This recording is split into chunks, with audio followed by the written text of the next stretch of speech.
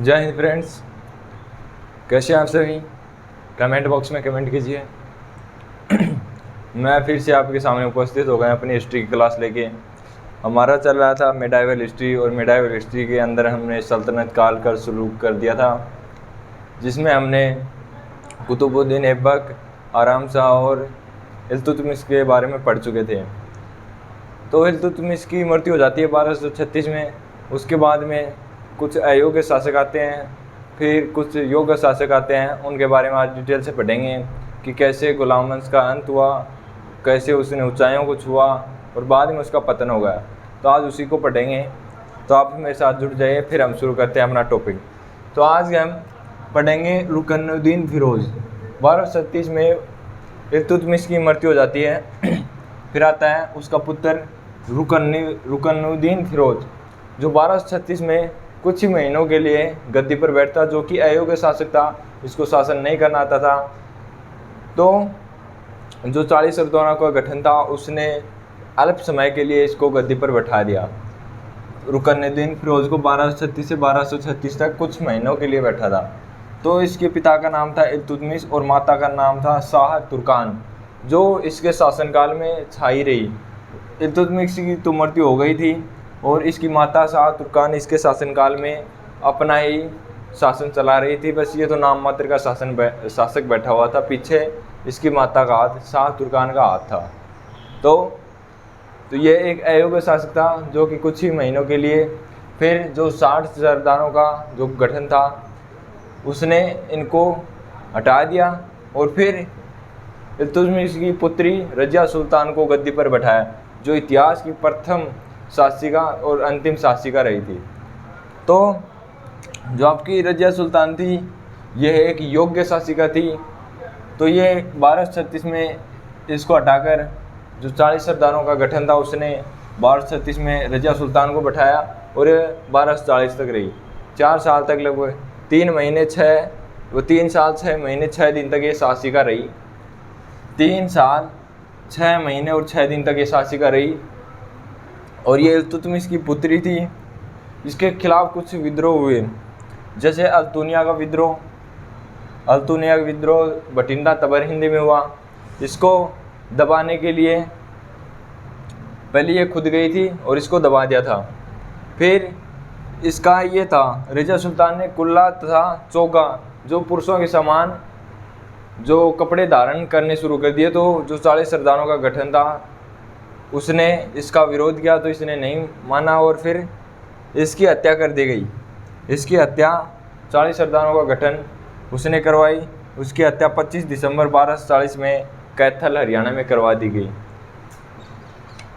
और फिर एक और हुआ था, इसका याकूत ने इसका विद्रोह किया। तो याकूत के साथ इसने शादी कर ली, तो याकूत शांत हो गया। और फिर जो आपका कैथल, हरियाणा में, इन दोनों की हत्या कर दी गई। याकूत था जो आपका, नहीं, याकूत के साथ शादी नहीं की थी, अल्तुनिया के साथ शादी की थी इसने। तो और याकूत को अमीर आखुर का पद दिया था। अल्तुनिया के साथ शादी की थी और याकूत के साथ इसने अमीर आखुर का पद दिया था। इसको दबाने के लिए इससे दबे तो नहीं विद्रोह, तो इसने संबंध बनाने शुरू कर दिए कि इसको अमीर आखुर का पद दे दिया, अपने रिश्ते बनाने शुरू कर दिए और इसने अल्तुनिया के साथ शादी कर ली। तो ये दोनों विद्रोह शांत हो गए। लेकिन जो 40 सरदारों का आपका गठन था, वो मान नहीं रहा था, तो उसने इसको हटा दिया। जो आपका 40 सरदारों का गठन था, तुर्क-ए-चहलगानी, उसने रजिया की तथा अल्तुनिया की कैथल, हरियाणा में हत्या करवा दी गई। तो ये था आपका रजिया सुल्तान, जो इतिहास की प्रथम शासिका तथा अंतिम शासिका थी। प्रथम मुस्लिम शासिका भी थी और अंतिम मुस्लिम शासिका भी थी। तो ऐसे एग्जाम में पूछ सकता है कि प्रथम मुस्लिम शासिका कौन थी? तो कौन थी? आपकी रजिया सुल्तान। रजिया सुल्तान ने विद्रोह इससे जब दिल्ली छोड़ के गई, तो जहाँ पर हरियाणा में, पंजाब में विद्रोह दबाने के लिए गई, तो दिल्ली में विद्रोह होने लगे, तो इसको दबा नहीं पाई। तो इसने अल्तुनिया के साथ तो शादी कर ली और जो याकूत था उसको अमीर आखुर, घोड़े का जो प्रमुख होता था, उसका पद दे दिया। तो ऐसे था आपका ये थी रजिया सुल्तान। 3 साल 6 महीने तक इसने और 6 दिन तक शासन किया। फिर आता है आपका बहराम शाह। जब इसकी हत्या करा दी गई, आपके 40 सरदारों के गठन जो तुर्क चहलगानी नाम इल्तुतमिश ने शुरू किया था, वो बाद में पावरफुल हो गया था। तो उसी के अनुसार आपका इनका शासन चलता था कि कौन शासक बनेगा कौन नहीं बनेगा। तो उसने इनकी हत्या करवा दी रजिया सुल्तान की। फिर आपका बहराम शाह आया जो कि 2 साल तक आपका शासक रहा, 1240 से 1242 तक। तो ये किसका पुत्र था? ये इल्तुतमिश का ही पुत्र था। इल्तुतमिश का पुत्र था बहराम शाह। और इसने अपना एक विभाग, जो विभागों का प्रमुख होता था नायब-ए-मुमलिकात, उसको एतगिन को नियुक्त किया। जो सभी विभागों का प्रमुख होता था नायब-ए-मुमलिकात, उसको एतगिन को नियुक्त कर दिया। तो एतगिन के पास सभी पावर आ गई, तो उसने इसका दुरुपयोग करना शुरू कर दिया और इसी के खिलाफ षड्यंत्र शुरू कर दिया।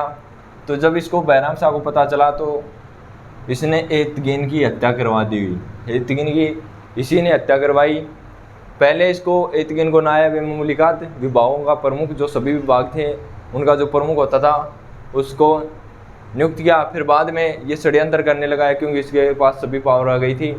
तो फिर इस बहराम शाह ने इसकी हत्या करवा दी गई एतगिन की। फिर इसी के शासनकाल में बहराम शाह के 1241 में मंगोलों का आक्रमण हुआ तैयर के नेतृत्व में। इल्तुतमिश के शासनकाल में 1221 में आपका मंगोलों का आक्रमण हुआ था। किसके नेतृत्व में? चंगेज़ खां के नेतृत्व में। फिर 20 साल बाद में आपका बहराम शाह के शासनकाल में मंगोलों का आक्रमण हुआ। 1241 में मंगोलों का आक्रमण हुआ तैयर के नेतृत्व में। फिर ये भी अयोग्य शासक था जो 2 साल तक शासन कर पाया। फिर आया महमूद शाह जो कि 4 साल तक शासन कर पाया, 1242 से 1246 तक। ये रुकनुद्दीन का पुत्र था। बस इसके बारे में और कुछ भी ज़्यादा जानकारी नहीं है क्योंकि ये एकदम बेवकूफ़ शासक था। फिर आता आपका नसरुद्दीन महमूद।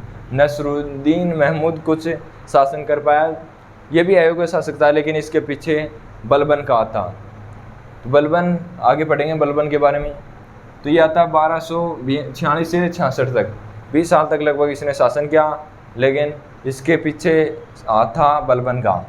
बलबन ने ही इसका पूरा शासन कंट्रोल किया, बलबन। तो ये था इल्तुतमिश का पुत्र था और इसे सल्तनत काल का औरंगजेब कहते हैं क्योंकि इसने जो राजकोष था उसमें से 1 रुपये भी खर्चा नहीं किया और बल्कि अपना जो जीवन यापन करता था वो भी टोपी सील कर और उन टोपियों से जो खर्चा आता था, पैसा आता था, उसी से अपना खर्चा चलाता था। तो ये बहुत ही कंजूस टाइप का शासक था, आप समझ सकते हैं।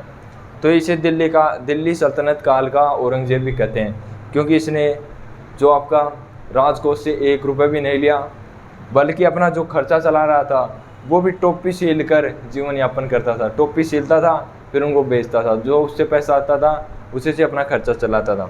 तो इसको इस तरह से क्वेश्चन इंपॉर्टेंट लगा लेना, यहाँ पर पूछ सकता है दिल्ली सल्तनत काल का औरंगजेब किसे कहते हैं? तो किसे कहते हैं? नसरुद्दीन महमूद को, जो टोपी सील कर अपना जीवन यापन करता था। तो ये दोनों इंपॉर्टेंट है, दोनों पॉइंट आपको इनको याद कर लेना। फिर आपका आता है बलबन। बलबन को इसने नायब-ए-मुमलिकात विभागों का प्रमुख बलबन को नियुक्त कर दिया। तो बलबन के पास पावर आ गई तो उसका धीरे धीरे वो अपनी शक्ति बढ़ाने के लिए प्रयोग में करने लगा। नायब-ए-मुमलिकात इसने बलबन को नियुक्त कर दिया। फिर आता है इसी के साथ जब इसकी मृत्यु हो जाती है 1266 में, तो फिर आता है आपका बलबन। बलबन जैसे शासन बैठेगा या फिर इसकी मृत्यु हो जाएगी तो पहला शमसी वंश का विनाश होगा और प्रथम इलबरी वंश का भी खात्मा हो जाएगा। फिर होगा द्वितीय इलबरी वंश। जैसे बलबन बैठेगा गद्दी पर तो द्वितीय इलबरी वंश की शुरुआत होगी। तो इस तरह था आपका, ये पहला था रुकनुद्दीन फिरोज। फिर आपका आता है रजिया सुल्तान। तीसरा आता आपका बहराम शाह, फिर महमूद शाह, नसरुद्दीन महमूद। तो कितने शासक पढ़ लिया हमने? पहला आता है कुतुबुद्दीन ऐबक।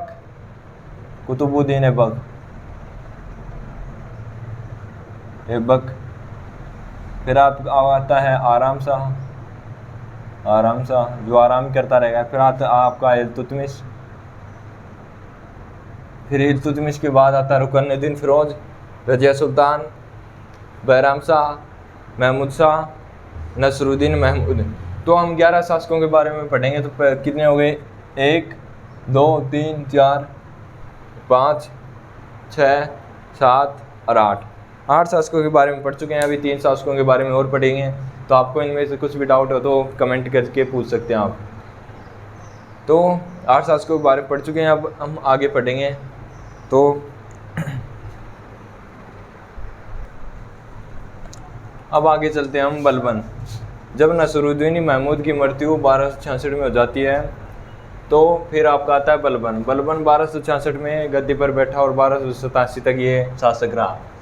ये ही था जो द्वितीय इलबरी वंश का सबसे प्रतापी शासक था। और प्रथम इलबरी वंश का सबसे प्रतापी शासक कौन था? इल्तुतमिश। तो हम पढ़ेंगे बलबन के बारे में। बलबन 1266 में गद्दी पर बैठा और 1287 तक ये गद्दी पर रहा। तो इसे द्वितीय इलबरी वंश का और बलबनी वंश का संस्थापक मानते हैं। प्रथम इलबरी वंश का खात्मा 1266 से पहले हो गया था, तो इसे द्वितीय इलबरी वंश का संस्थापक मानते हैं। फिर इसका पूरा नाम था गयासुद्दीन बलबन। इसका पूरा नाम भी कई एग्जाम में पूछ लेता है कि इसका पूरा नाम क्या था, तो पूरा नाम था गयासुद्दीन बलबन। और ये इल्तुतमिश का गुलाम था। इल्तुतमिश किसका गुलाम था? वो कुतुबुद्दीन ऐबक का, कुतुबुद्दीन ऐबक महमूद गौरी का। तो इसी प्रकार ये इल्तुतमिश का गुलाम था। और इसका वास्तविक नाम था गुलाम। जब इसे इल्तुतमिश ने खरीदने से पहले इसका नाम क्या था? इसका नाम था बहाउद्दीन। बहाउद्दीन इसका नाम था। इल्तुतमिश ने खरीदने से पहले इसका वास्तविक नाम था बहाउद्दीन। फिर इसकी उपाधि थी उलू खां, जो महमूद ने दी थी इसको उलू खां की उपाधि। और अब अमीर शिकार, जब अमीर शिकार का विभाग इसको बहराम शाह ने दिया था।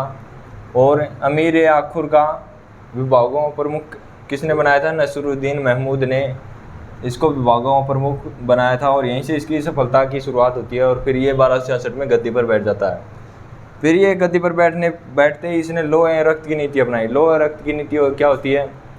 जिस प्रकार दुश्मन ने किया उसी प्रकार हमें करना है।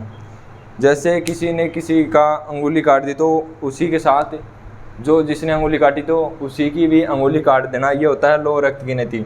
ये स्पेशल मेवातियों के खिलाफ अपनाई। जो मेवाती थे उनके स्पेशल उनके लिए जारी की लौह रक्त की नीति।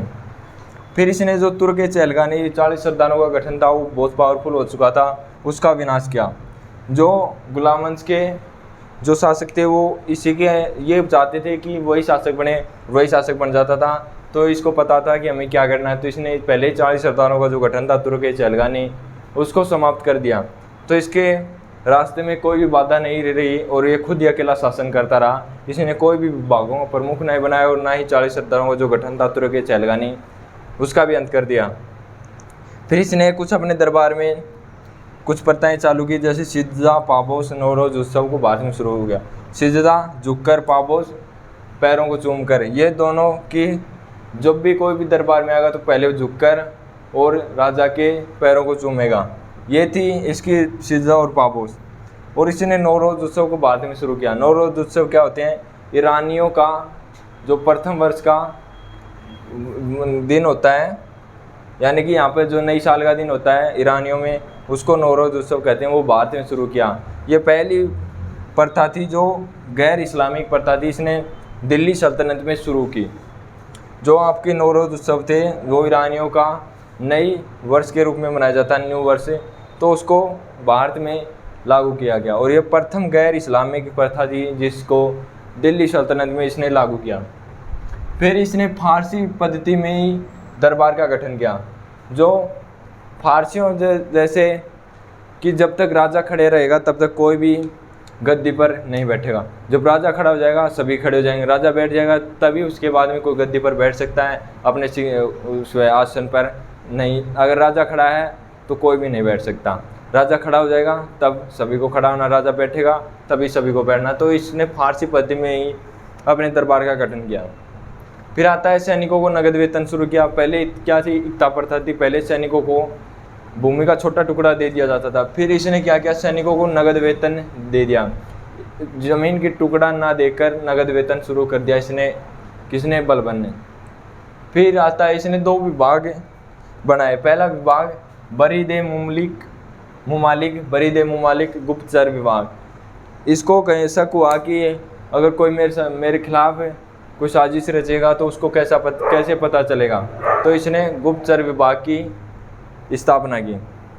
और इसकी दो मोस्ट इम्पोर्टेंट है, तुर्क चैलगानी का विनाश करना और बरीद मुमालिक गुप्तचर विभाग की स्थापना करना।